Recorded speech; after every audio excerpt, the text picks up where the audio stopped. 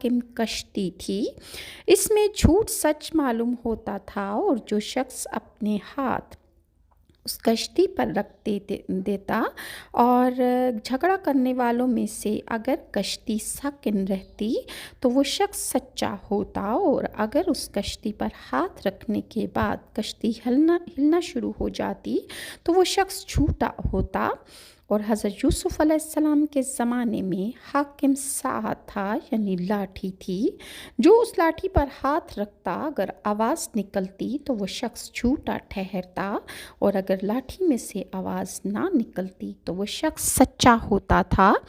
और हज़रत दाऊद अलैहिस्सलाम के वक्त में हाकिम जंजीर थी जो आसमान से लटकती हुई, और जो झगड़ा करने वालों के उस पर हाथ डालता था वो जंजीर सिर्फ उस शख्स के हाथ में आ जाती जो सच्चा होता था, और जो झूठा होता था वो उस जंजीर को ना पकड़ सकता था, और वो जंजीर उस इंसान के हाथ में नहीं आती थी।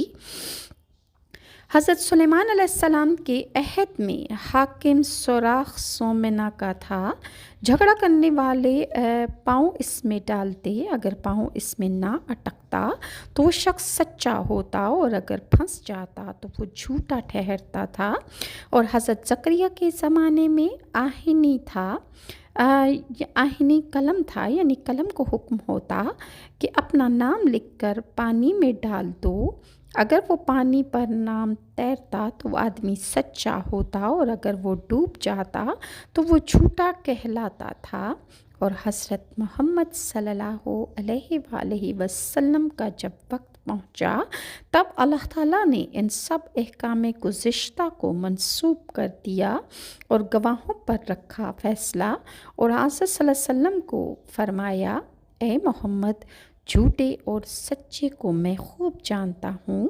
सच्चा होगा तो इसको जज़ा नेक मिलेगी, और अगर झूठा होगा तो इसकी जज़ा इसको बद मिलेगी।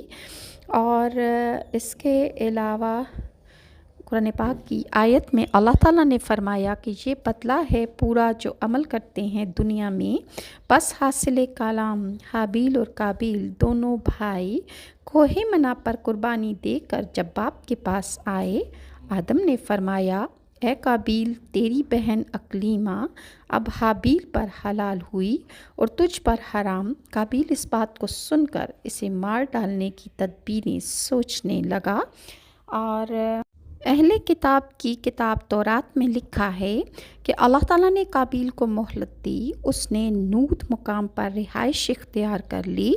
अहले किताब इस मुकाम को कनीन कहते हैं। फिर